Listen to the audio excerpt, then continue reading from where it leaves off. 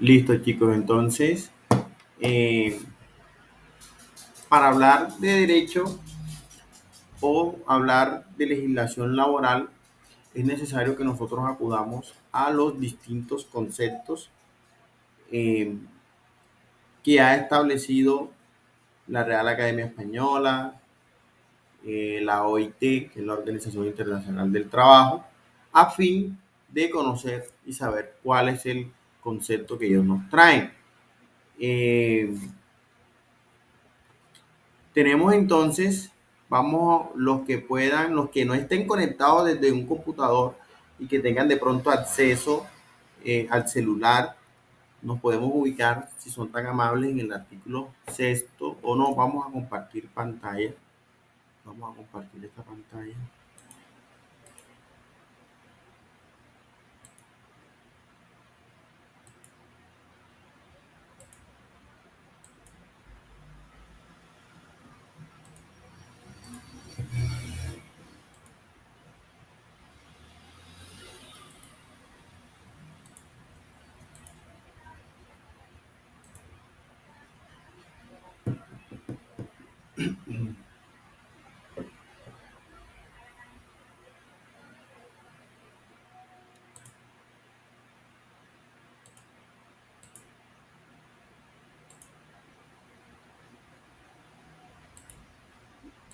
Me informan, me sale.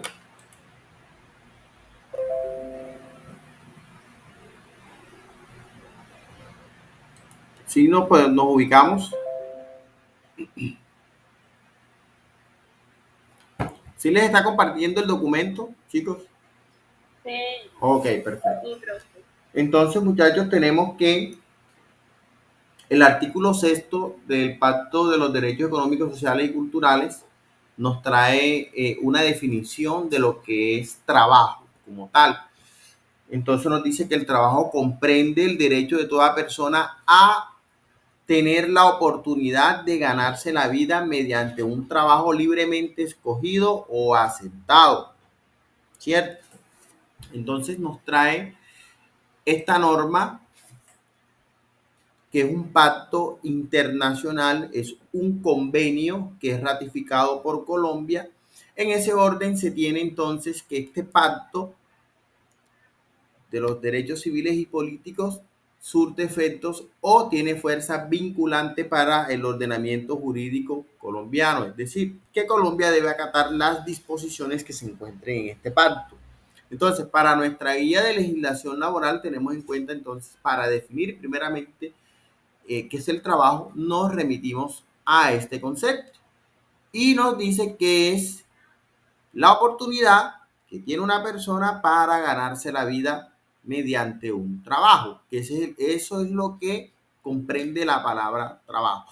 Y que el trabajo además debe ser escogido o aceptado por la persona. Nos está hablando entonces de la libertad que tiene la persona para escoger en qué va a trabajar, en qué va a desarrollar sus funciones o cómo va a ser la prestación de su servicio.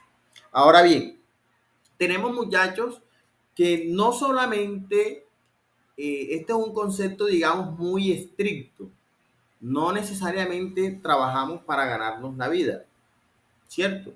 En ocasiones trabajamos porque uno queremos, las personas que, eh, digamos así, entre comillas, tienen la vida resuelta, las personas que no tienen de pronto la necesidad, sino que hay personas que quieren estar ocupadas, que quieren sentirse un poquito útiles, que no quieren estar en casa, en fin, por cualquier motivo distinto al dinero. Es decir, está trabajando, pero no necesariamente implica que va a ganarse la vida o que esté trabajando por ganarse la vida. ¿Cierto? Por ejemplo, tenemos cuando las personas trabajan en servicio de las comunidades, cuando realizamos trabajo de manera gratuita que, ojo, en nuestro ordenamiento jurídico no puede haber trabajo sin remuneración. No está permitido, ya que es uno de los requisitos esenciales para presumir la existencia de un contrato de trabajo, es decir, la remuneración, el salario. Entonces, tenemos que Trabajo son todas las actuaciones que nosotros desempeñamos para ganarnos la vida o simplemente porque queramos o teniendo en cuenta otros motivos para laborar, ¿cierto? En la cual prestamos un servicio personal, sea que no lo prestemos para otra persona, sino que lo hagamos de manera independiente, o puede que lo hagamos para otro tipo de persona, bien sea natural o bien sea persona jurídica. Listo. Entonces, la libertad de poder escogerlo y de poder aceptarlo o de poder rechazar la oportunidad que se me está brindando para laborar. Miremos entonces ahora el derecho al trabajo en la Constitución política y vamos a aprovechar que tenemos estudiantes de talento humano. La Constitución política, chicos, es la carta más importante en nuestro ordenamiento jurídico. De esa carta nacen todas las leyes, nacen todos los decretos, nacen todas las resoluciones, nacen todos los actos administrativos, todas las leyes en sentido material que acabamos de mencionar deben guardar relación y deben guardar una especie de respeto a la Constitución política. La Constitución política es norma de normas. ¿Qué quiere decir ello? Que cualquier norma, cualquier decreto, cualquier ley, cualquier resolución que tenga disposiciones o que vaya en contravía de la Constitución tendrá que salir del ordenamiento jurídico. No puede existir en el ordenamiento jurídico una norma, una ley que vaya en contra de la Constitución. De allí parte todo. Entonces, primeramente, como de allí nace todo, vamos a estudiar el derecho al trabajo desde el punto de vista de la Constitución. Listo. Quien tenga dudas, chicos, me puede ir preguntando que con gusto vamos resolviendo las que tengamos. Tenemos entonces el artículo 53 de la Constitución política. Vamos a dar lectura de este artículo 53 y los organizamos.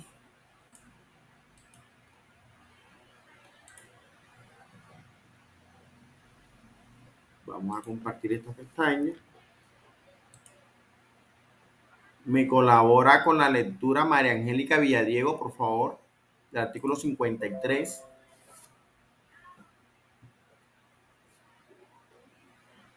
Ya, profe. Adelante. El Congreso expedirá el Estatuto del Trabajo. La ley correspondiente tendrá en cuenta por lo menos los siguientes principios mínimos fundamentales.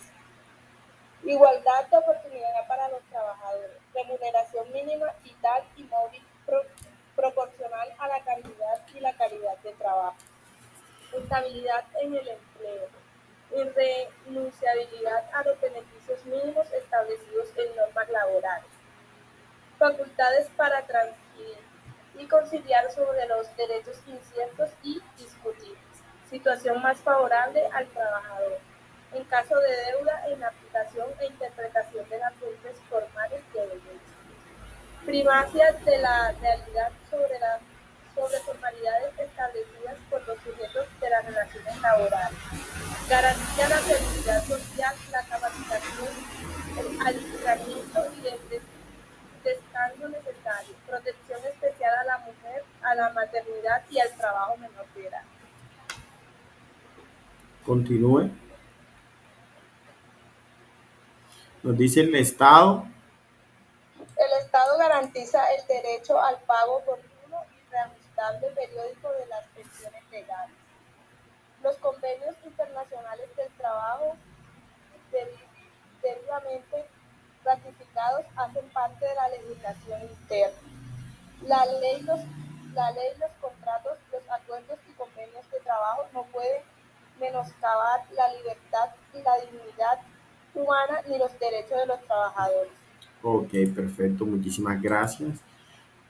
Tenemos entonces, chicos, que el artículo 53, ojo que es uno de los artículos más importantes que tenemos en la Constitución, porque ya se han dado cuenta, enumera cierta cantidad, ojo, de principios fundamentales mínimos que se le deben proteger al trabajador. Estos son los mínimos y es un párrafo, un inciso bastante extenso y nos habla de garantías fundamentales o principios fundamentales mínimos que se deben observar en favor siempre del trabajador. Ahora bien, vamos a entrar a explicar o a conocer en qué consisten estos principios. Vamos entonces con el principio de igualdad para trabajadores, muchachos.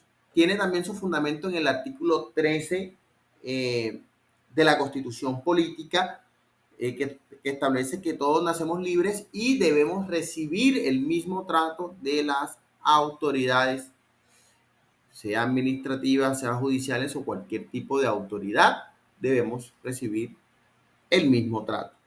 Ahora bien, muchachos, en el Código Sustantivo también nos establece, también nos habla de este principio de igualdad. Esta igualdad tiene connotaciones, si la miramos a manera de ejemplo, entre trabajador hombre, entre trabajador mujer, ¿cierto? No hay ningún tipo de distinción, ni debe existir ningún tipo de distinción a la hora de contratar, a la hora de mantener en el lugar de trabajo, ¿cierto? A la hora de desvincular, las decisiones deben tener en cuenta siempre el respeto a la igualdad, ¿cierto? Este principio lo vemos también, por ejemplo, cuando hablamos de a trabajo igual, debemos recibir remuneración igual. Entonces, un compañero, ¿cierto?, que está en nuestra empresa y desarrolla las mismas funciones que usted realiza, no es justo, no es un trato igualitario que esta persona devenga una remuneración distinta, ¿cierto?, a la que usted devenga, ¿cierto? Y usted dice, bueno, ¿y por qué es el trato distinto si estamos realizando lo mismo? ¿Cierto? Entonces, cuando estamos desempeñando funciones, ¿cierto? En iguales condiciones, en las mismas condiciones, entonces el empleador deberá dar un trato igual al que tiene el otro trabajador. Ahora bien, muchachos, debemos tener en cuenta que para que pueda existir igualdad, en ocasiones vamos a tener que crear una desigualdad. ¿Cómo así? Así efectivamente. Por ejemplo, tenemos una persona que se encuentra o que se ha reducido su rendimiento laboral teniendo en cuenta una disminución en su capacidad para laborar. La persona pues se encuentra padeciendo problemas de salud, la persona se encuentra en incapacidad, la persona ha venido de incapacidad en incapacidad, pues por obvias razones esta persona no va a rendir igual en el trabajo como si lo está rindiendo la persona que goza, uno, de buen estado de salud, ¿cierto? Que no ha tenido problemas de incapacidad y demás, ¿cierto? No puede verse disminuido su rendimiento en su lugar de trabajo, contrario a la persona que sí tiene una afectación en su salud y le ha ocasionado una disminución en el rendimiento laboral, ¿cierto? Entonces la norma lo que dice y lo que expresa es, ojo, empleador, si tú despides a esta persona porque no está rindiendo, tú debes mirar la situación distinta que se está presentando aquí. Es que la trabajadora a la cual tú vas a despedir, porque estás aplicando la igualdad, si esta persona hoy produjo, por ejemplo, una empresa que se dedica a la confección de camisas, camisetas, hace 20 camisetas y la persona que tiene la afectación de salud está haciendo 10 porque tiene que estar siempre en tales tiempos, en pausas activas y demás, y ese tiempo en que está en las fases que está gozando de pausas activas no le emplea para laborar, es obvio que va a disminuir su rendimiento laboral, pero no es porque la persona quiera, es porque la persona este trabajador que le está rindiendo menos tiene una dificultad, ¿cierto?, en cuanto a su salud, que le impide rendir de la misma forma en la que le hace el trabajador con el cual lo estás comparando y que goza de un buen estado de salud. En ese orden hay que aplicar que una desigualdad. Y ojo, no lo despidas. No lo puedes despedir, ¿cierto? Porque ahí sí tú lo estarías vulnerando los derechos de este trabajador y allí tú no estás aplicando igualdad. Para poder aplicar la igualdad debe ser desigual, darle un trato especial al trabajador que está requiriendo ese trato especial. ¿Cierto? ¿Cuál es el trato especial? Acompañarlo en todo su proceso de mejoramiento de su estado de salud. Solamente cuando ya no encuentre una forma el empleador de garantizar que la persona siga laborando, que no se deteriore más su salud, que ha buscado de todas las formas posibles para que este trabajador pueda seguir cumpliendo sus labores y que no sea posible que se le salga de las manos al empleador, este sí podrá acudir ante el inspector Ministerio del Trabajo y solicitar la respectiva autorización para el despido del trabajador. Ojo, ya aquí no estaríamos hablando de un trato discriminatorio ni un trato desigual, ¿cierto?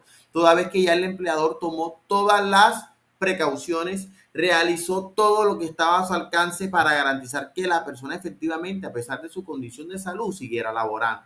Pero le fue imposible y se le sale de las manos, por ende, al empleador deberá solicitar su respectivo permiso para poder despedir al trabajador. Tenemos entonces que el artículo 10, tenemos en el Código Sustantivo del Trabajo normas que hablan del derecho a la igualdad. Tenemos el artículo 10 del Código Sustantivo del Trabajo, el cual dispone que todos los trabajadores y trabajadoras son iguales ante la ley, tienen la misma protección y garantías. En consecuencia, queda abolido cualquier tipo de distinción por razón del carácter intelectual o material de la labor, su forma o retribución, el género o sexo, salvo las excepciones establecidas por la ley.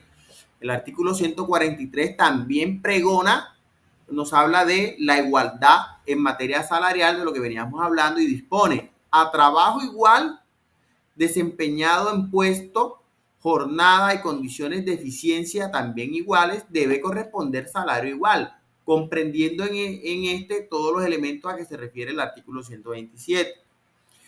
Numeral segundo, no puede establecerse diferencias en el salario por razones de edad, género, sexo, nacionalidad, raza, religión, opinión política o actividades sindicales. Todo trato diferenciado en materia salarial o de remuneración se presumirá injustificado hasta tanto el empleador demuestre factores objetivos de diferenciación. ¿Qué nos quiere decir esto, muchachos? Es lo que veníamos hablando. Porque entonces es hombre o porque es mujer, no lo voy a contratar. Porque es blanco, porque es negro, no lo voy a contratar. Porque su credo está ligado a la religión católica y otro su credo está ligado a la religión evangélica, testigo de Jehová, en fin. Entonces voy a tomar esas situaciones para crear una desigualdad tanto en el acceso al trabajo durante o antes de la desvinculación. Se entiende entonces que estos tratos no están permitidos en la legislación laboral. Ahora bien, nos vuelve y nos dice, ojo, a trabajo igual, prácticamente en condiciones igual, no podrá el empleador entonces dar un trato diferenciado en cuanto a la remuneración. No, si trabajamos de la misma manera, si lo hacemos de la misma forma, lo correcto es entonces que debamos ganar lo mismo, debemos de vengar lo mismo, ¿cierto? Para no crear entonces un trato discriminatorio injustificado. Ahora bien, muchachos, esto se presenta mucho y para esto se encuentran las demandas en las cuales se solicita el reajuste salarial. A veces nos comparamos y pedimos la diferencia de salarios dejados de pagarle. En la demanda hombre le decimos, señor juez, mire, yo cumplía tales funciones.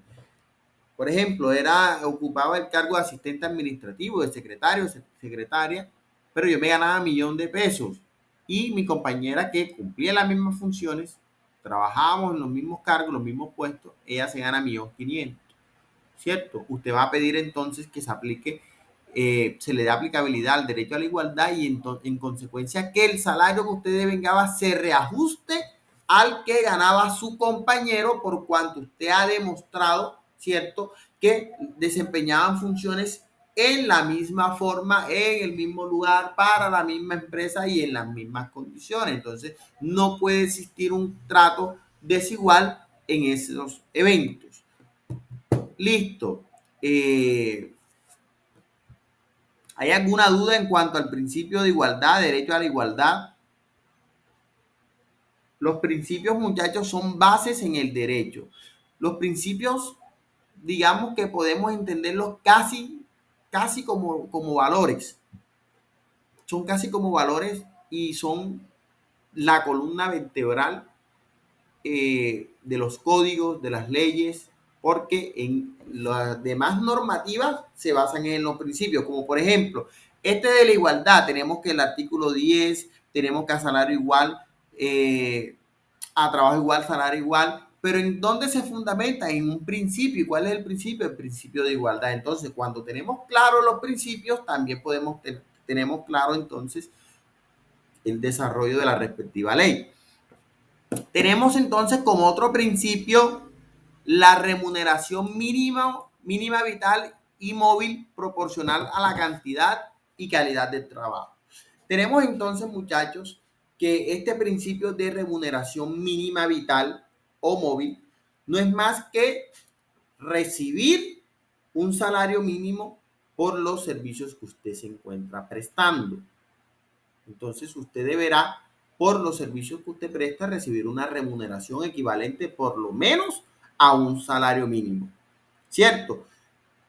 Cuando nos dice remuneración mínima vital y móvil proporcional, muchachos, nos habla que el salario mínimo siempre está en constante movimiento. Todos los años el salario mínimo, ¿cierto?, debe subir para contener los costos, ¿cierto?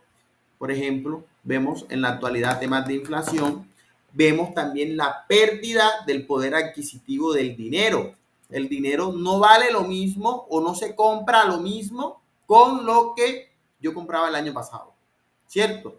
El dinero puede tener una pérdida, ¿cierto?, de su valor adquisitivo, ¿cierto?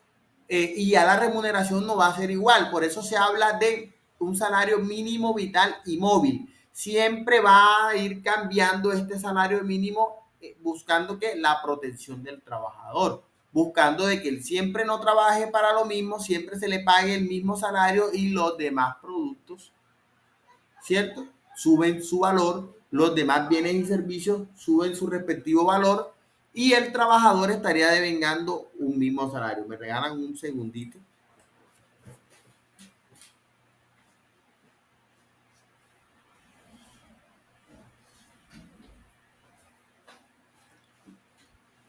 Perfecto. A ello se refiere el salario, la remuneración mínima vital y móvil proporcional a la cantidad y calidad de trabajo. Vamos a ver qué más nos trae la norma. Está relacionada con el artículo 58 del Código Sustantivo del Trabajo. Vamos a mirarlo.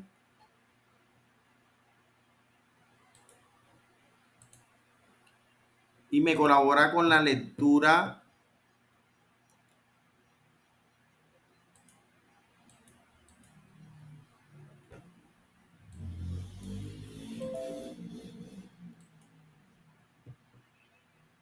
Jenny Galindo, sea tan amable.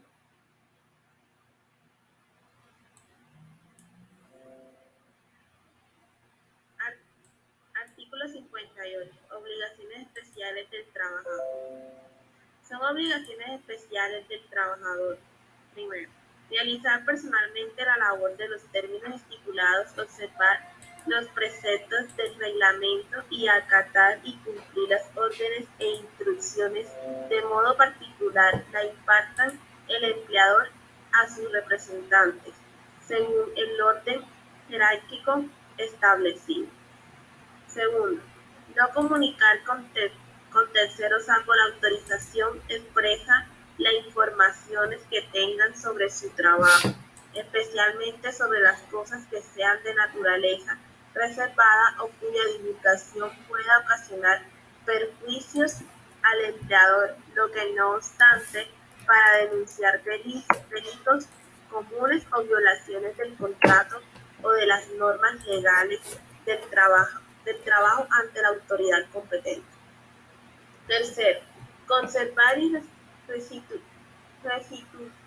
restituir un buen estado salvo el deterioro natural, los instrumentos inútiles que le hayan sido facilitados a las materias primas sobrantes. Cuarto, guardar rigurosamente la moral en las relaciones con sus superiores y compañeros. Quinto, comunicar oportunamente al empleador las observaciones que estimen conducentes a evitarles daños y perjuicios. El sexto no lo logro ver bien. Ya le colaboro. Adelante. Sexto, prestar la colaboración posible en caso de siniestro de riesgos inminentes que afectan o amenazan las personas o cosas de la empresa o establecimiento. Observar con suma diligencia y cuidado las instrucciones y órdenes preventivas de accidentes o de enfermedades profesionales. Listo, vamos a ubicarnos. Que este no era. Nos ubicamos nuevamente.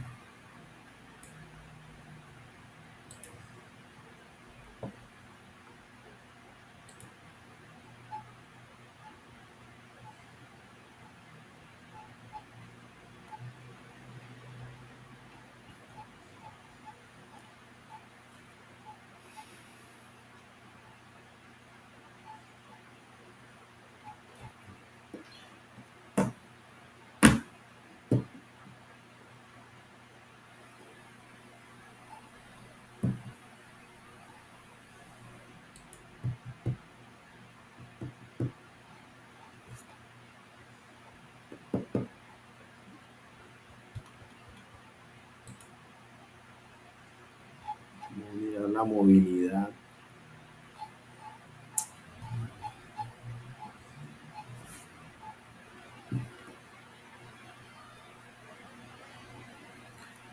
Vamos a mirar el artículo 146.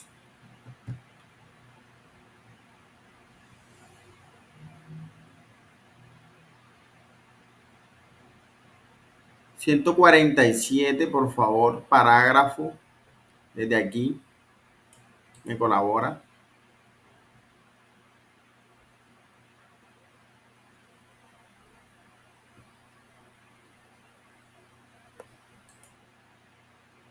Jenny, ¿me colabora? Nuevamente. Sí, ya seguimos. Parágrafo.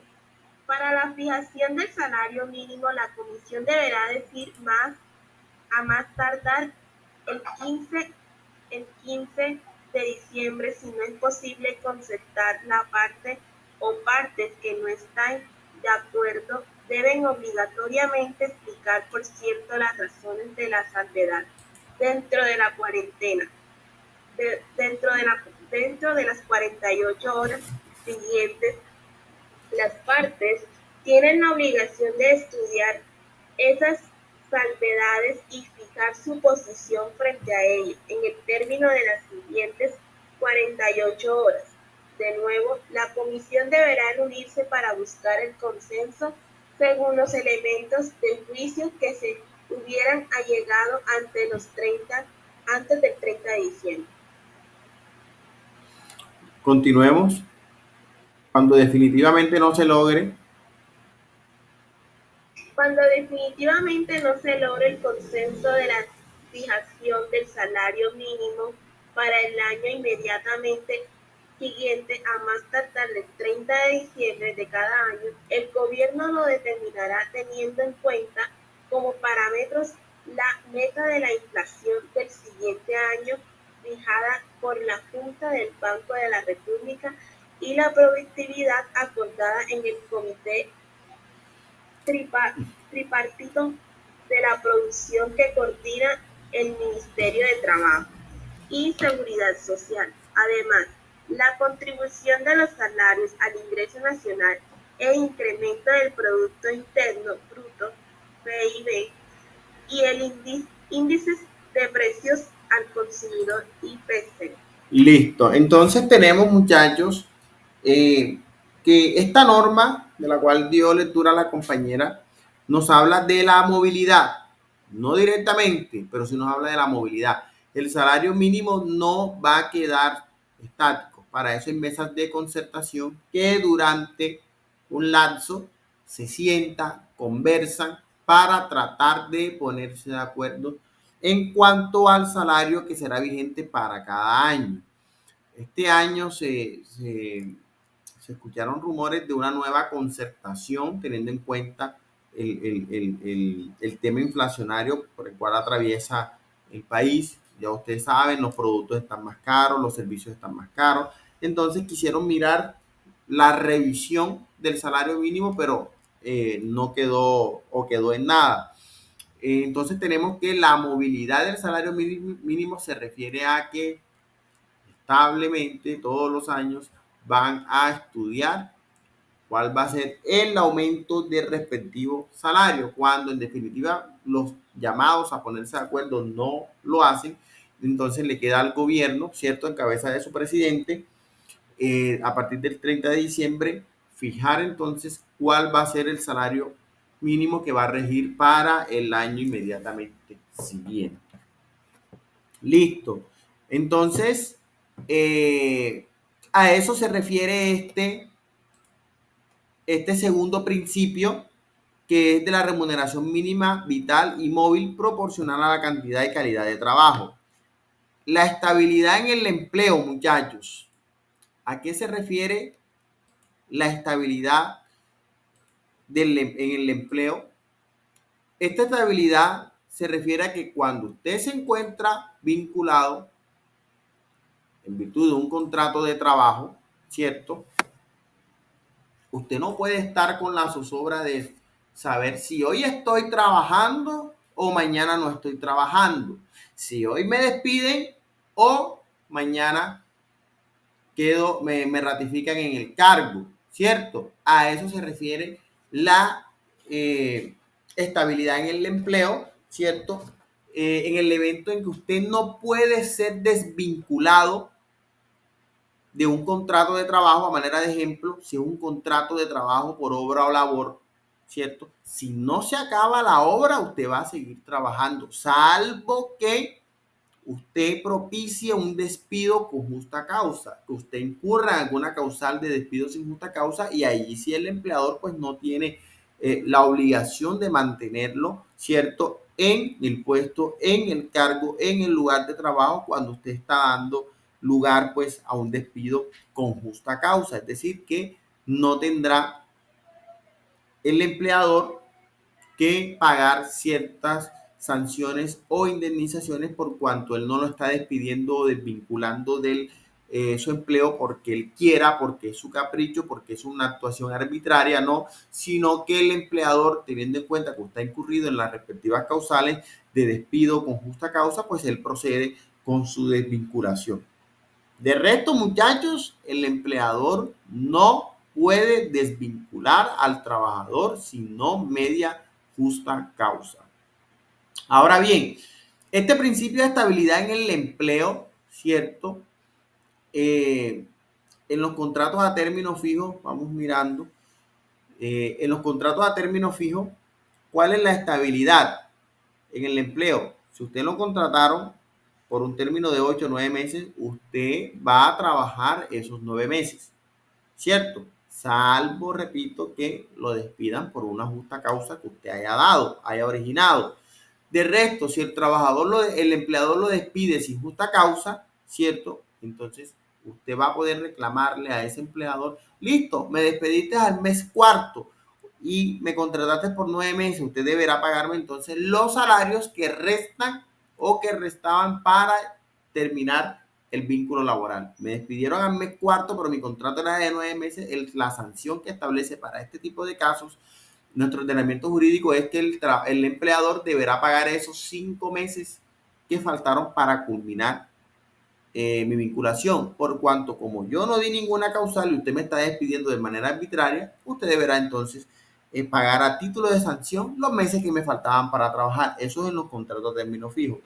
En los contratos por obra o labor es cuando se acabe la obra. Si la obra estaba destinada para 3 años y usted me despidió al primer año, usted debe pagarme esos otros 2 años, ¿cierto? Por cuanto el despido no se produjo porque yo di la causal, sino por su capricho, por ser usted arbitrario, ¿cierto? Porque usted desconoció el ordenamiento jurídico, entonces usted es merecedor de las sanciones y debe asumir entonces las consecuencias que trae el Código Sustantivo del Trabajo. Ahora bien, se extiende, como ya decíamos, este derecho a la estabilidad en el empleo se extiende, muchachos, para las personas que gozan de la estabilidad laboral reforzada. ¿Qué es la estabilidad laboral reforzada? Es un fuero, es una protección que el ordenamiento jurídico da a determinadas personas por sus distintas situaciones que se puedan presentar, ¿cierto? Entonces, ¿qué le dice el Estado? ¿Qué le dice el legislador a cierto grupo de personas? Le dice, ojo, cuando usted se encuentre en estas condiciones, usted no podrá ser despedido por su empleador.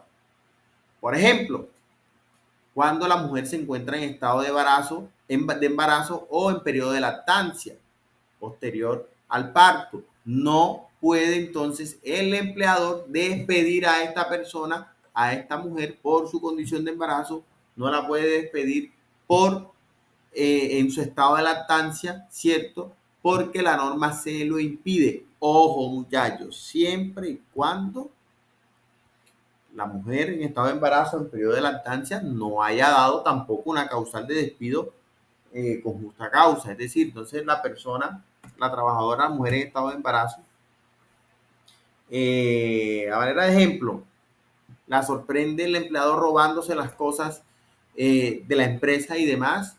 Sí, usted está embarazada, sí, usted goza de estabilidad laboral reforzada, pero el empleador tampoco está obligado a soportar que usted se robe las cosas de la empresa, que usted se robe los materiales, que usted se robe la materia prima, que usted se robe los productos debidamente transformados, ya listos. Ya allí usted puede gozar de la estabilidad laboral reforzada por su condición de embarazo, por su periodo de lactancia, pero usted dio una justa causa para su despido y en ese orden el empleador sí puede entonces proceder con el respectivo despido. También miramos la estabilidad laboral reforzada para las personas que se encuentran en incapacidad por afectaciones de salud.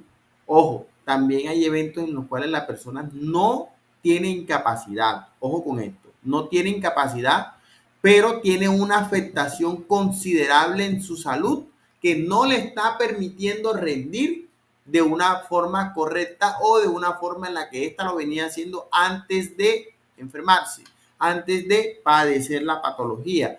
En estos casos, nótese que la persona puede que en ese momento no esté incapacitada, ¿cierto? Esté trabajando, pero tampoco puede desconocer el empleador que si bien la persona no está incapacitada, sí presenta una afectación en su salud que está impidiendo entonces que la persona pueda seguir rindiendo de manera igual.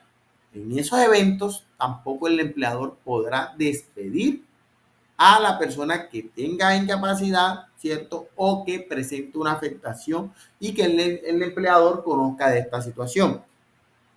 Asimismo, tenemos, muchachos, la estabilidad laboral reforzada para aquellas personas que se encuentran a puertas de recibir una pensión, de pensionarse, de tener el estatus pensional. Entonces el Estado también les brinda a través de la legislación, les brinda también ese fuero especial en el cual le dice, ojo empleador, porque esta persona se encuentra a puertas de pensionarse, es un prepensionado, entonces usted tampoco podrá despedirlo, podrá desvincularlo de manera arbitraria.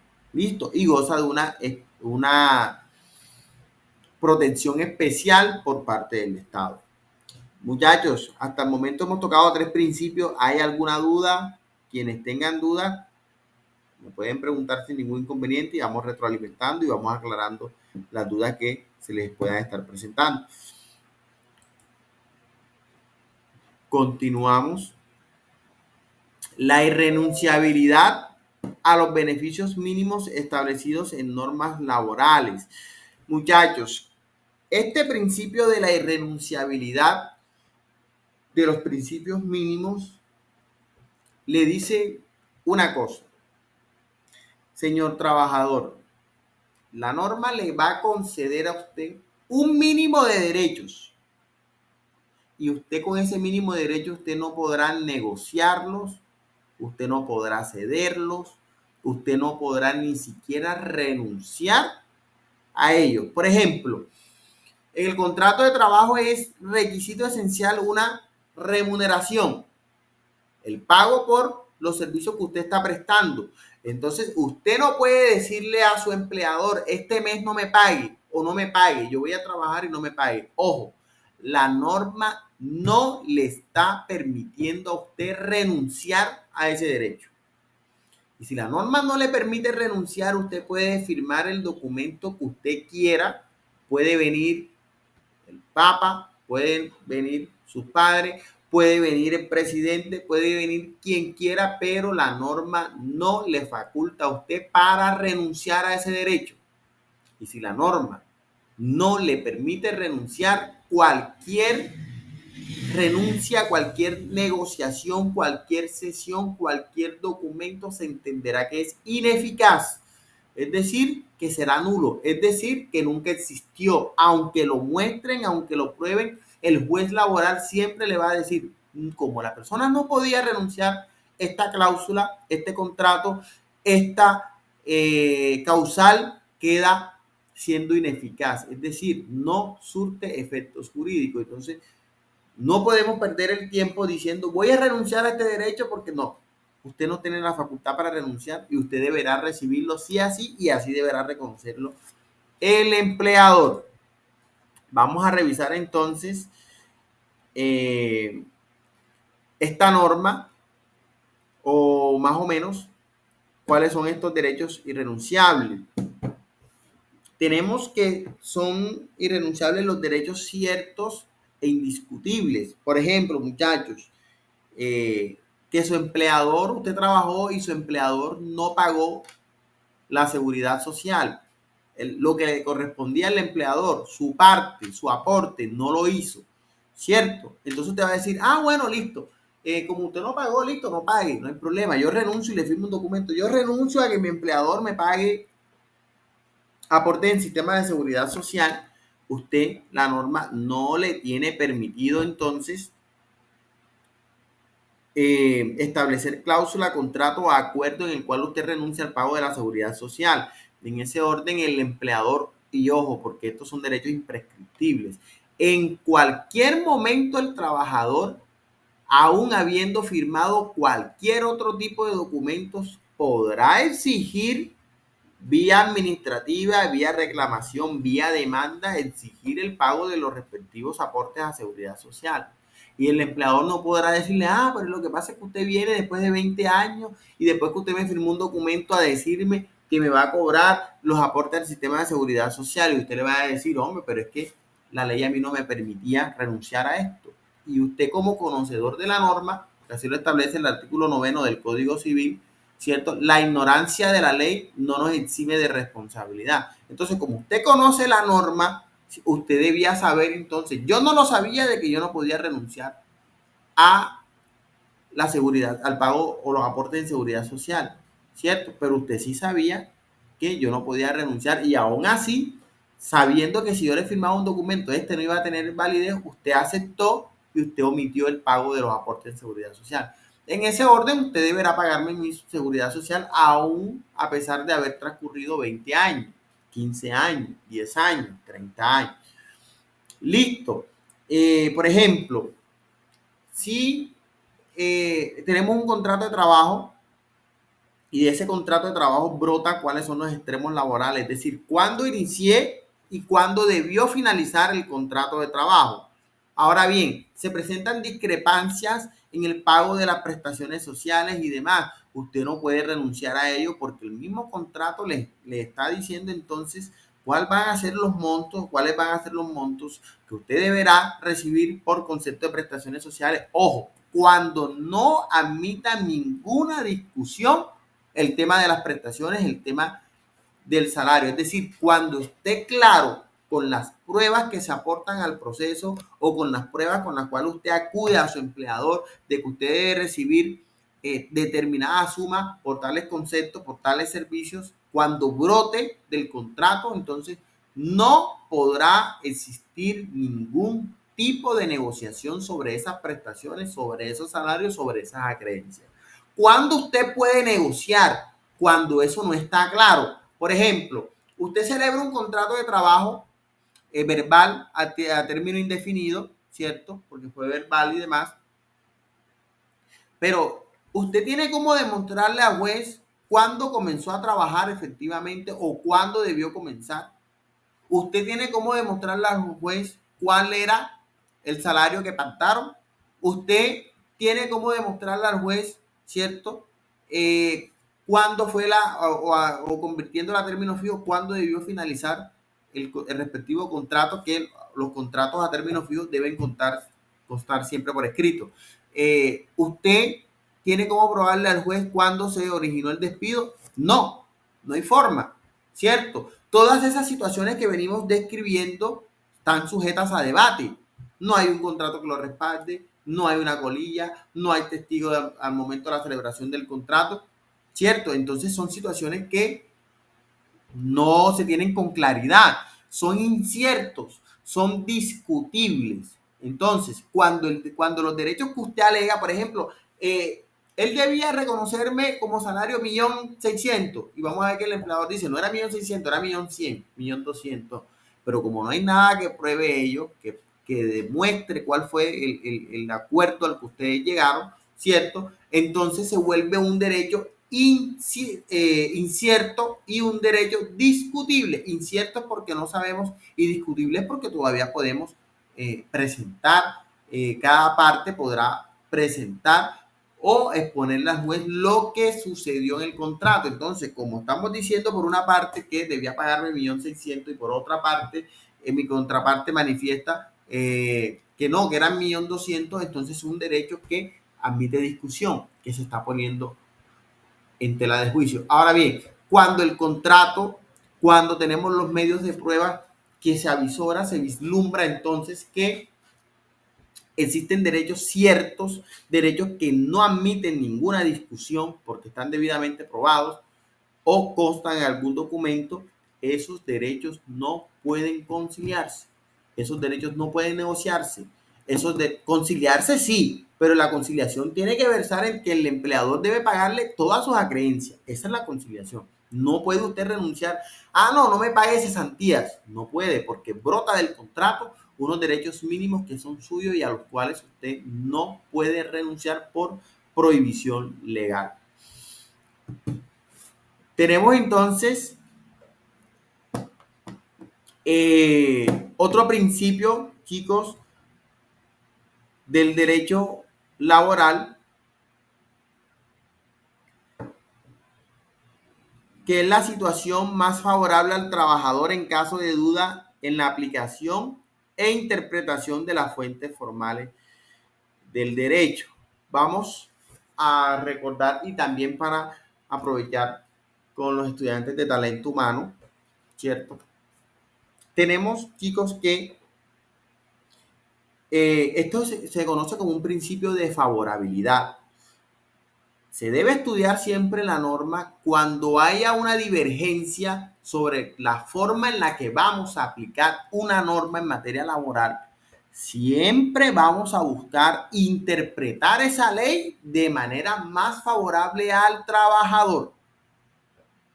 ¿Por qué al trabajador, muchachos? Porque el trabajador siempre se encuentra en situación de desventaja, en situación de vulnerabilidad, porque el trabajador es la persona subordinada. Es la persona que recibe órdenes de un empleador. Es la persona que está bajo el mandato de. Es la persona que recibe órdenes de. Entonces se encuentra en una situación de vulnerabilidad o se encuentra en una situación de subordinación.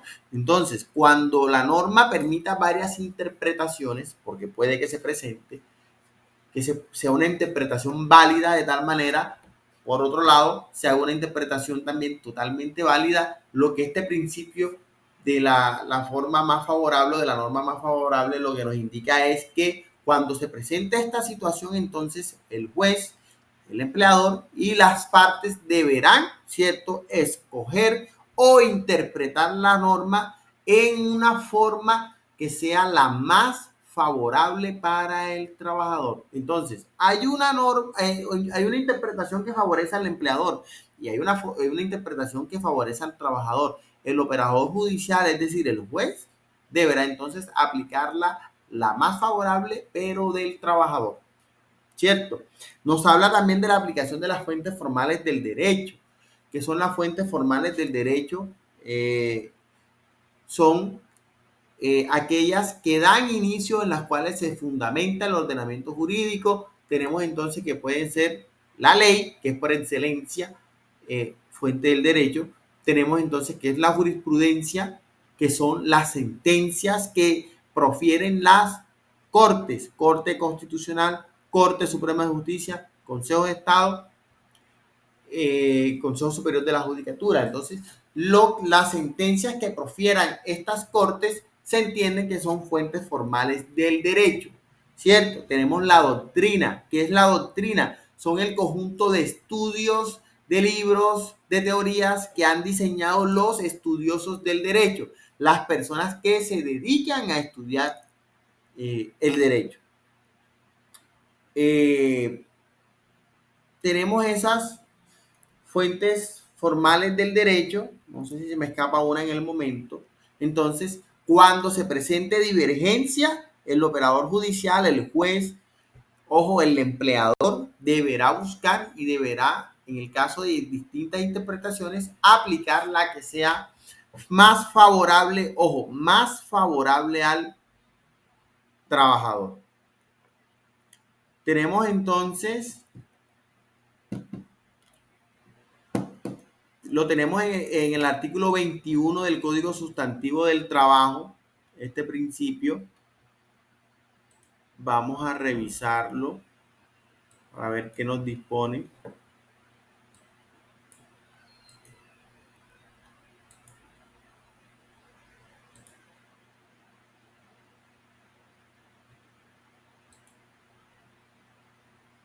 Y nos colabora con la lectura Rosángela, sea tan amable.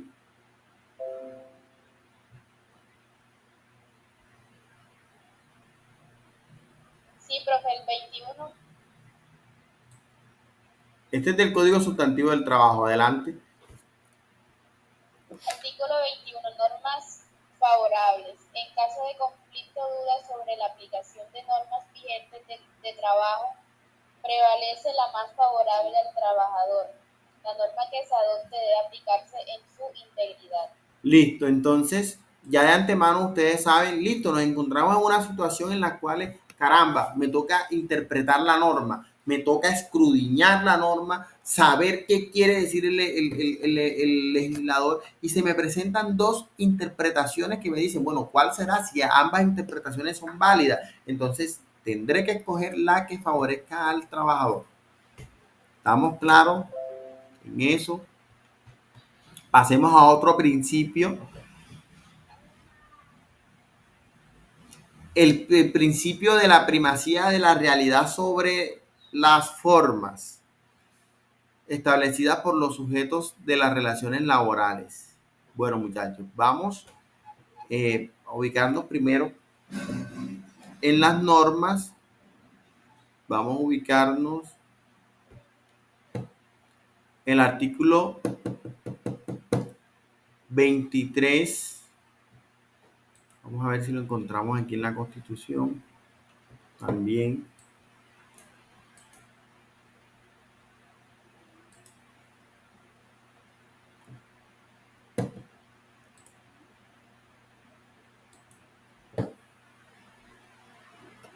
Código sustantivo del trabajo. Listo, estamos observando. Vamos a dar lectura.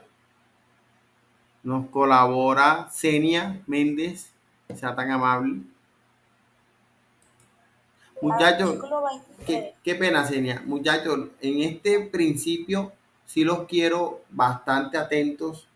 Si alguno está de pronto, vamos a estar muy atentos en este artículo 23. Adelante, Senia.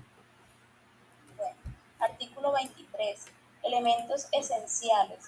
Artículo subrogado por el artículo 1 de la Ley 50 de 1990. El nuevo texto es el siguiente. Primero, para que haya contratos de trabajo se requiere que concurran estos tres elementos esenciales. Jurisprudencia, vigencia. A. La actividad personal del trabajador, es decir, realizada por él mismo. B. La continuada subordinación o dependencia del trabajador respecto del empleador, que faculta a éste para exigirle el cumplimiento de órdenes en cualquier momento en cuanto al modo, tiempo o cantidad de trabajo. A imponerle reglamentos, la cual debe mantenerse por todo el tiempo de duración del contrato. Todo ello sin que afecte el honor, la dignidad y los derechos mínimos del trabajador, en concordancia con los tratados o convenios internacionales que sobre derechos humanos relativos a la materia obligan al país. Y ahí se queda por.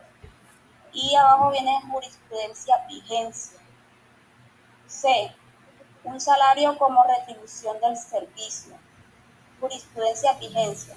Segundo, una vez reunidos los tres elementos de que trata el artículo, se entiende que existe contrato de trabajo y no deja de serlo por razón del nombre que se le dé ni de otras condiciones o modalidades que se le agreguen.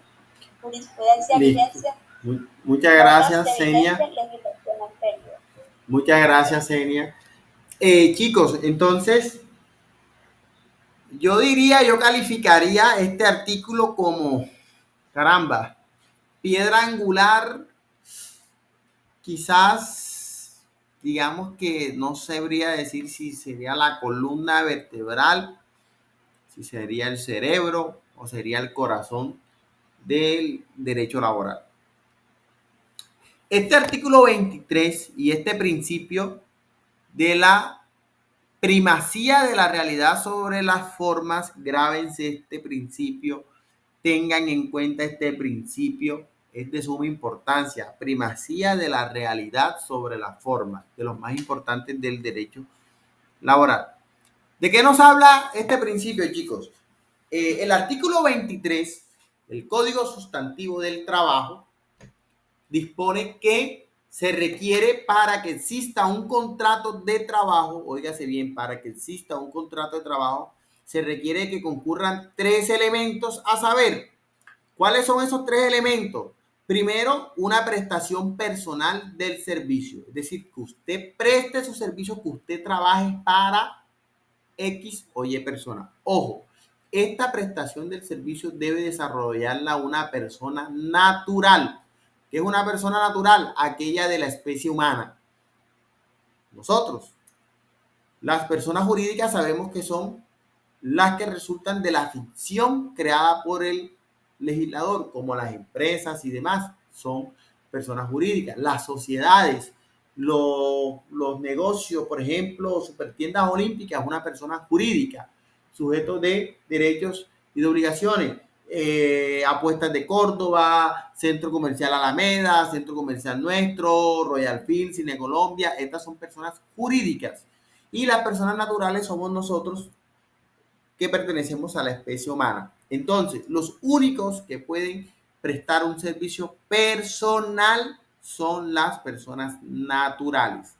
Cuando sea entonces una persona jurídica a la que preste unos servicios, se denominará cualquier tipo de trabajo menos un contrato de trabajo.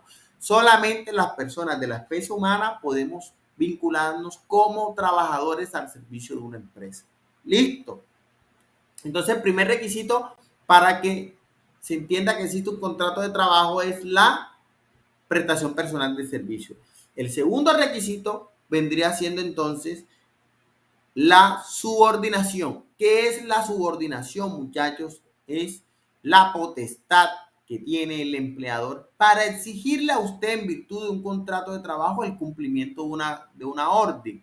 Por ejemplo, tenemos una reunión a tal hora, la necesitamos, lo necesitamos, venga, usted debe ir, debe portar el uniforme, debe llegar a tal hora, debe salir a tal hora, debe hacer tal trabajo, debe hacerlo en la forma en la que se lo solicita su empleador. Ojo, es el cumplimiento de órdenes. Eso es la subordinación. Ojo, lo que no implica que las órdenes vayan en contra de su dignidad, que las órdenes vayan en contra de sus derechos, en contra de su intimidad. Cuando el empleador incurre en este tipo de órdenes, no puede ampararse en la subordinación para pasar sobre los derechos personalísimos, ¿cierto?, de la persona, para pasar sobre la dignidad que posee la persona. Volvamos entonces al artículo, a la subordinación como requisito del contrato de trabajo, en las cuales nos indica, primero, A, la actividad personal del trabajo, es decir, realizada por sí mismo. B, la continuada subordinación o dependencia del trabajador respecto del empleador, que faculta a este para exigirle el cumplimiento de órdenes en cualquier momento en cuanto al modo, tiempo, cantidad de trabajo, e imponerle reglamentos. Cuando usted le imponen el cumplimiento del reglamento de trabajo, usted se encuentra en virtud de un contrato de trabajo, la cual debe mantenerse por todo el tiempo de duración del contrato. Todo ello sin que afecte el honor. Ojo, no puede ir las órdenes encaminadas a afectar el honor, la dignidad y los derechos mínimos del trabajador, en concordancia con los tratados o convenios internacionales que sobre derechos humanos relativos a la materia obliguen al país. Es decir, usted puede recibir órdenes, sí, usted puede recibir, atender los llamados del empleador, sí, pero esos trabajos, esas órdenes no pueden entenderse como el menoscabo de sus derechos mínimos que traen los tratados internacionales, los convenios, la Constitución y las leyes colombianas. Por allí mirábamos hace meses una situación en la cual creo que fue en Bogotá, que un trabajador, un empleador trataba mal a sus trabajadoras, creo que hasta la gritaba, les pegaba, no sé en realidad cómo acontecía la situación. Pero ojo, y aquí no estamos en subordinación. Usted puede estar llamado a cumplir el reglamento interno de trabajo. Usted está obligado a cumplir las órdenes, pero o sea, son unas órdenes que no pueden ir en contra de su honor ni en contra de su dignidad. Tenemos entonces que hay procesos de acoso laboral en los cuales se establecen unas causales. Usted por el hecho de estar vinculado con una empresa, no le da el derecho al empleador, ¿cierto?, de menoscabar, de acosarlo, de acosarla, de bajar su sueldo como quiera, de disponer, por ejemplo, enviándolo para que usted preste su servicio en una zona totalmente distinta a la cual contrataron. Ojo, porque sí lo puede hacer el empleador en virtud del ejercicio del ius variandi, que es el derecho a modificar lo contenido en el contrato de trabajo, pero este ius variandi no es tampoco caprichoso. No puede el empleador decir, porque no te quiero ver más aquí, te voy a mandar para Sincelejo, te voy a mandar para Cartagena, te voy a mandar para Barranquilla. No, la Corte ha sido enfática en manifestar que el trabajador, en una comparativa, dice la Corte Constitucional, el trabajador es como las plantas. ¿Cómo así? Que va echando sus propias raíces. Entonces, así como la planta está echa sus raíces para adherirse al suelo, a la tierra, así mismo el trabajador lo hace. ¿Cómo así? El trabajador cuando viene tiene una familia, el trabajador cuando viene tiene una pareja, el trabajador cuando viene a veces está prestando sus servicios, pero a la vez se encuentra estudiando en las noches, se encuentra estudiando en las tardes, se encuentra estudiando los fines de semana. El trabajador tiene un círculo social. O sea, también el trabajador pertenece a una congregación. El hijo del trabajador se encuentra en un procedimiento, tratamiento médico. En fin, cosas, situaciones que vinculan al trabajador con el lugar de la prestación del servicio, ¿cierto? Entonces, usted, por el poder o la facultad o la potestad que tiene el empleador de modificar ciertas circunstancias en el contrato de trabajo, no le da el derecho de manera arbitraria de sacarlo del lugar donde usted se encuentra prestando un servicio. Debe tener una fundamentación, debe tener una necesidad y debe ser concertada. Esa modificación del contrato de trabajo debe ser concertada con el trabajador, porque el trabajador no es una cosa, el trabajador no es un objeto, ¿cierto? Entonces, deberá siempre el empleador, ¿cierto?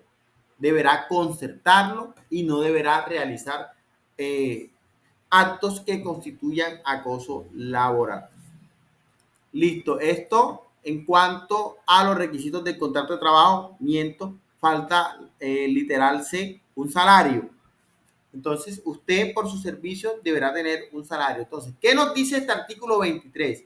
Ojo, cuando haya prestación personal del servicio, cuando usted reciba órdenes y cuando usted reciba una remuneración, ojo, atentos, usted podrá ponerle el nombre que quiera a esa relación, a ese contrato, pero para la ley siempre será un contrato de trabajo. Y lo único que usted tiene que demostrarle al juez son esos tres elementos. Señor juez, yo trabajé para él, yo recibía órdenes y él me pagaba un salario.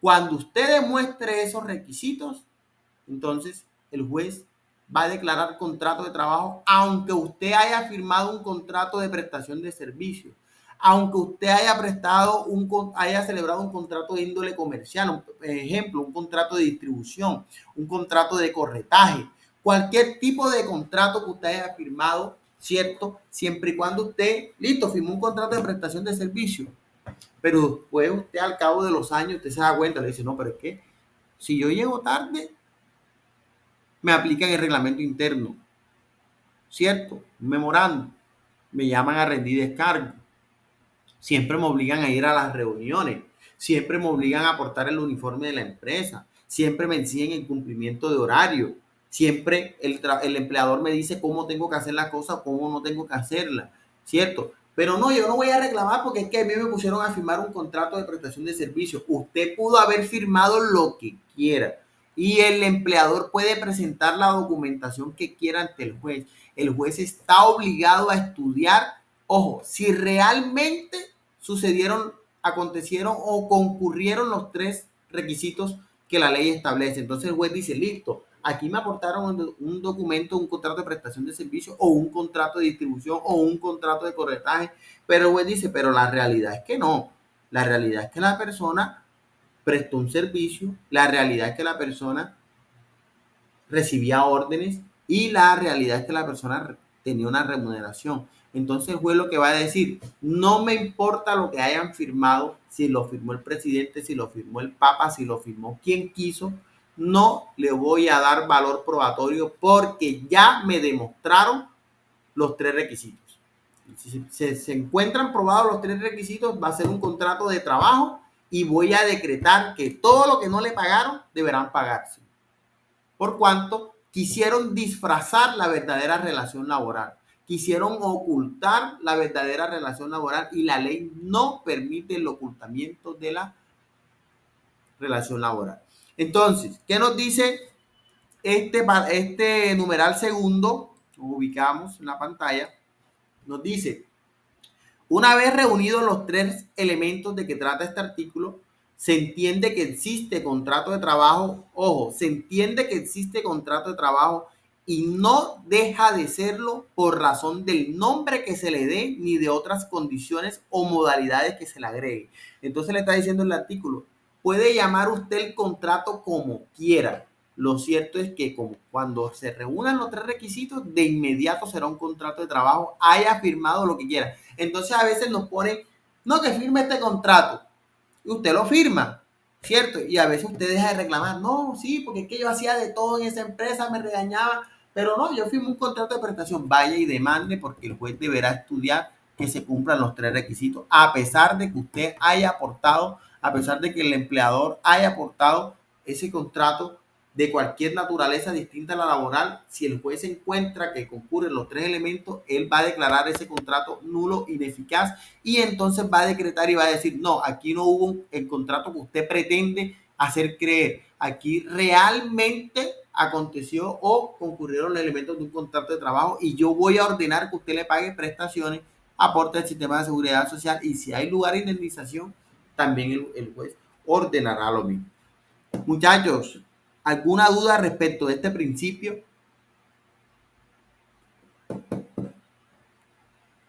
Ya sabemos entonces a partir de hoy que puedo firmar cualquier documento, cualquier contrato, pero si cumplo con los 3 requisitos de prestación personal, de subordinación y de remuneración, es un contrato de trabajo y no importa que le lleven cualquier documento al juez. El juez lo va a tener, lo va a estudiar, pero si le demuestro los 3 requisitos, el juez va a fallar a mi favor y se va a entender un contrato de trabajo.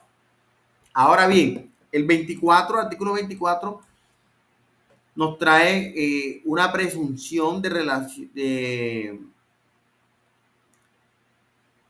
nos trae una presunción de relación de trabajo personal. Toda relación personal de trabajo está regida por un contrato de trabajo.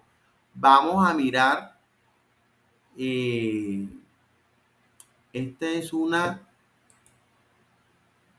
carga que trae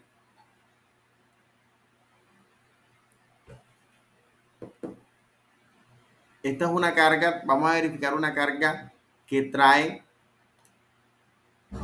el contrato, que trae la norma referente a la prestación personal del servicio. Vamos a verificarla, que no se me escape.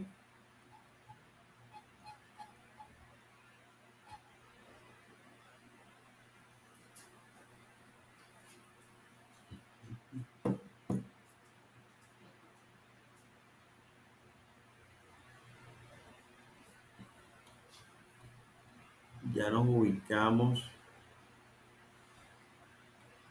Me regala un momentito que a veces se me pierden los artículos.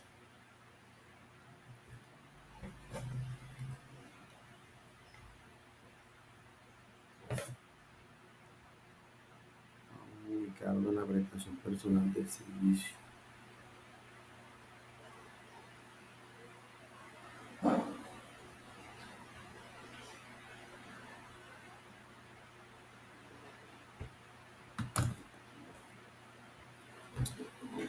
Vamos a mirar el 24, a ver. Aquí hay un inciso inexequible. Este artículo 24, efectivamente, se presume que toda relación de trabajo personal está regida por un contrato de trabajo. ¿A qué se refiere esto, muchachos? Usted le basta con demostrarle al juez una sola cosa.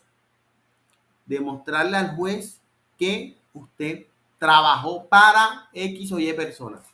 Cuando usted le demuestra al juez que usted trabajó para X o Y persona, automáticamente el juez deberá presumir que realmente hubo un contrato de trabajo. Y ojo, es importante este artículo 24 también, muchachos, porque aquí se invierten las cargas. Usted como trabajador debe demostrarle al juez, señor juez, yo sí trabajé para X persona. Y aquí están las pruebas que yo presté unos servicios. Yo trabajé para X personas. Ojo, usted no está probando ni la subordinación, ni usted está probando la remuneración. Usted solamente está probando que trabajó para X o Y personas.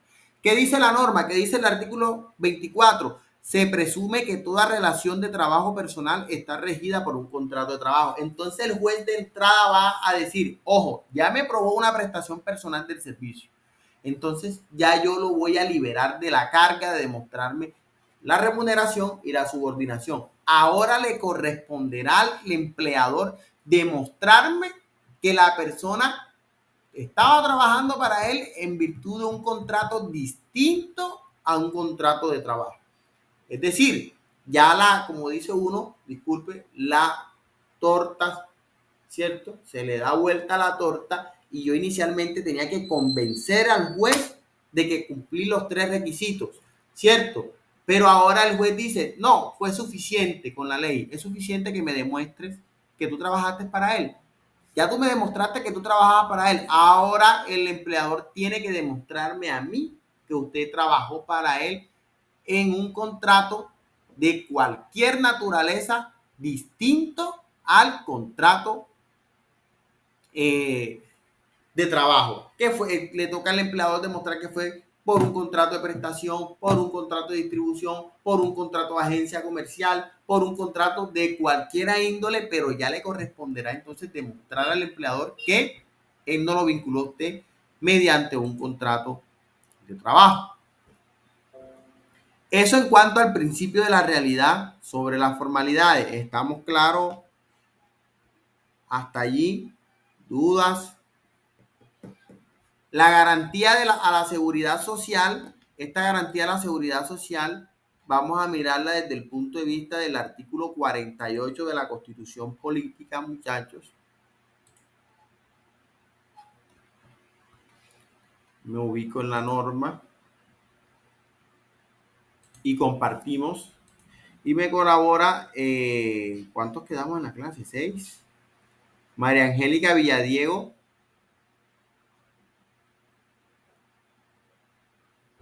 Sí, profe. Le agradezco. El artículo 48. La seguridad social es un servicio público de carácter obligatorio que se presentará bajo la dirección, coordinación y control del Estado, en sujeción a los principios de eficiencia, universalidad y solidaridad en los términos que establezca la ley. Se garantiza a todos los habitantes el derecho irrenunciable a la seguridad social. El Estado, con participación de particulares, ampliará progresivamente la cobertura de la seguridad social, que comprenderá la prestación de los servicios en la forma que determine la ley. La seguridad social podrá ser prestada por entidades públicas o privadas de conformidad con la ley. ¿Puedes subirme, por favor? No, este artículo es extenso. Mírelo. Okay. Vamos a leer esa primera parte. Chicos, ¿qué es la seguridad social? Como ya pudieron, escucharon a la compañera, ojo, la seguridad social es irrenunciable. ¿Y qué hace parte de la seguridad social, chicos? La pensión, derecho a obtener o adquirir una pensión. ¿Qué hace parte de la seguridad social? La salud. El hecho de que usted ante una deficiencia de salud física, mental o de cualquier índole, pero que tenga que ver con su salud, esa deficiencia, usted pueda tener acceso a la salud, usted pueda ser asistido por personal especializado. Y tenemos también la seguridad social en riesgos laborales, ¿cierto? Que busca protegerlo de los accidentes, de las enfermedades que nacen o que tienen su origen en las labores que usted presta para un empleador. Entonces, la ARL, que son los riesgos, las ARL son las administradoras de riesgos laborales. ¿Qué cubren? Por ejemplo, los riesgos laborales. Usted va, ese día está trabajando, ¿cierto? Hay un poco de agua, un charco, se regó un agua, un termo, alguna cosa y usted cae y resbala, ¿cierto? Es un accidente laboral. El accidente se ocasionó en su lugar de trabajo, ¿cierto? Usted resbaló, usted cayó, ¿cierto? Cuando usted sale de su casa a trabajar, ¿cierto? Y hubo un accidente, usted le pasó algo, estamos hablando de un accidente de trabajo, muchachos, porque usted no iba para una fiesta, usted no iba para cine, usted no iba para una reunión social, usted iba a trabajar. Y ese camino comprende, durante ese camino, durante ese periodo, cualquier accidente, ¿cierto? Se entiende que es como laboral.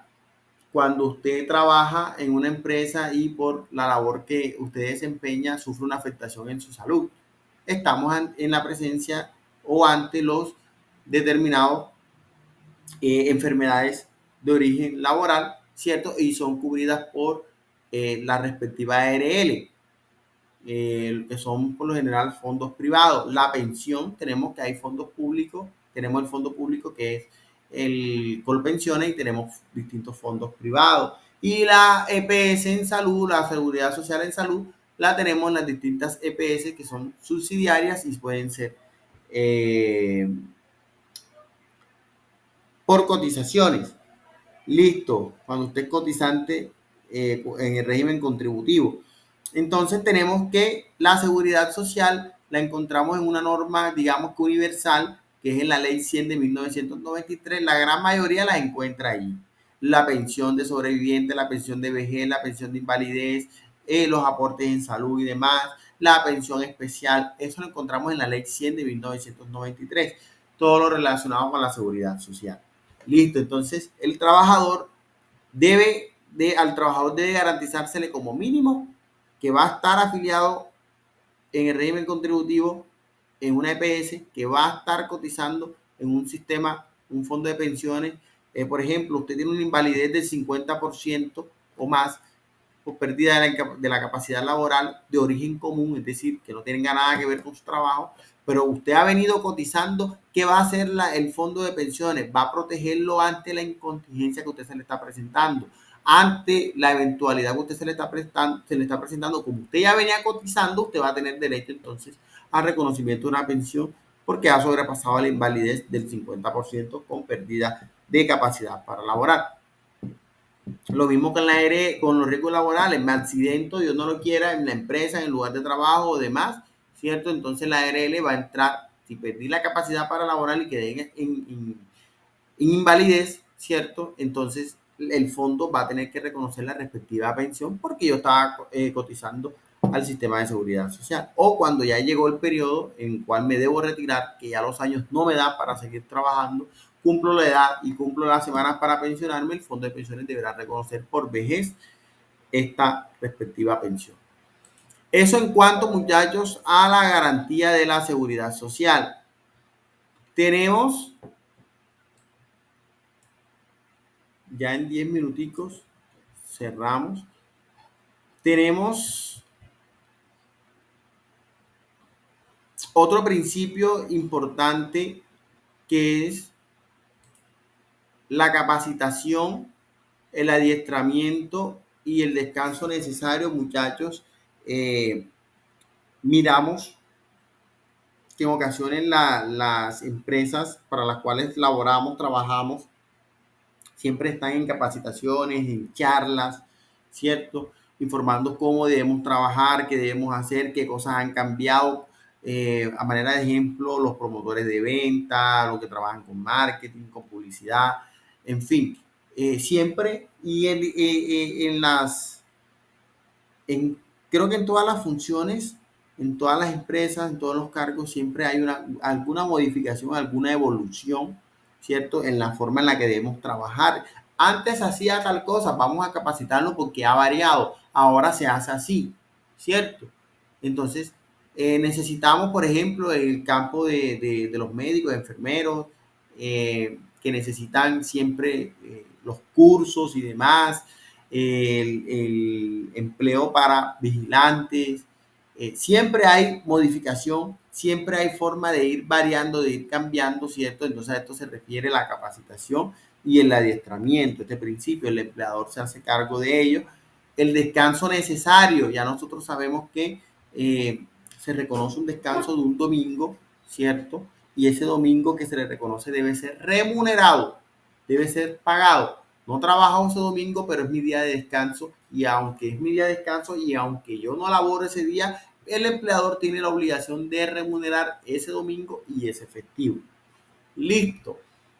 Y la protección especial a la mujer, a la maternidad y al trabajador menor de edad. Entonces hablábamos de la estabilidad laboral reforzada, ¿cierto? La protección especial a la mujer para evitar tratos desiguales, ¿cierto? Tenemos la protección especial de la mujer con su estabilidad laboral reforzada cuando se encuentra en estado de embarazo o periodo de lactancia, y tenemos la protección al trabajador menor de edad que se da en unas condiciones específicas en las cuales los menores pueden prestar sus servicios para un empleador. Vamos a revisar entonces el artículo 29 del Código Sustantivo del Trabajo.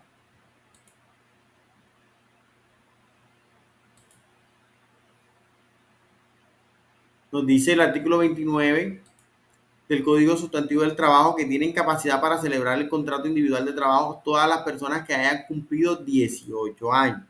Pero también el artículo 35 del Código de Infancia y Adolescencia nos establece entonces que los menores de 15 años pueden trabajar, ojo, pueden celebrar contratos laborales con autorización del respectivo inspector del trabajo o la primera autoridad local, vendría siendo, por ejemplo, si es un municipio, un alcalde, pero pueden desempeñar estos labores, este trabajo, los mayores de 15 años, ¿cierto? Y pueden laborar en actividades de tipo artístico, cultural, recreativo y deportivo. Entonces, por fuera de estos cargos, estas funciones y de estas formas establecidas por el legislador, no podrá pues el menor de edad prestar sus servicios, solamente bajo estas circunstancias. Chicos, ¿alguna duda? ¿Han quedado claro el tema de los principios fundamentales del derecho laboral, de la legislación laboral? ¿Alguien tiene alguna duda?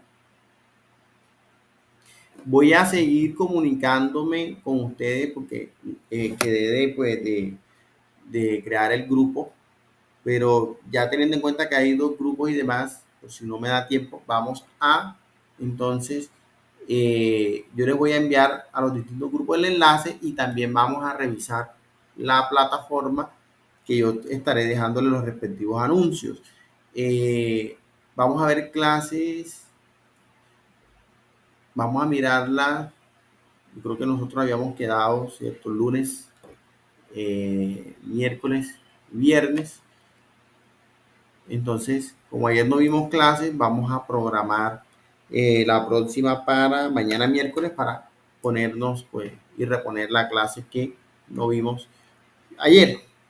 Entonces, chicos, que tengan una buena noche. Espero que descansen y nos vemos en la próxima oportunidad. Profe, disculpe Adelante. una pregunta. ¿Qué día vamos a quedar viendo siempre las clases? ¿Cómo? ¿Qué día vamos a ver las clases a la semana? Lunes, miércoles y viernes.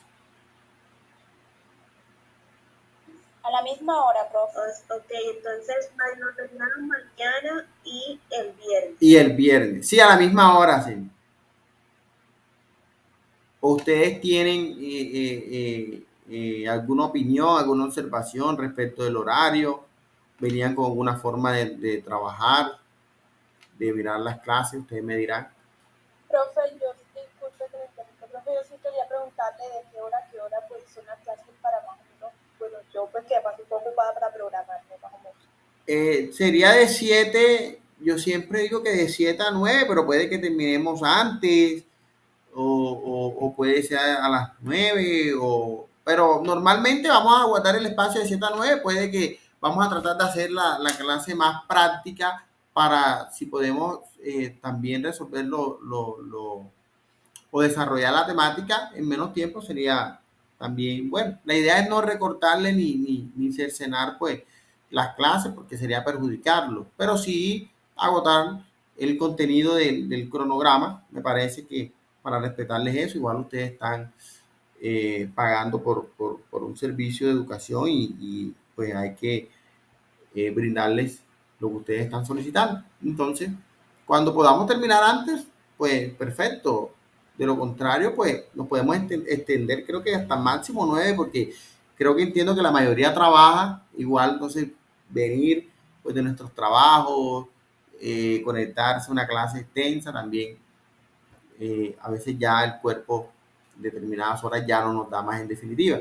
Entonces, de 7 a 9 con posibilidad de terminar antes en los casos que sea posible. Adelante, Senia.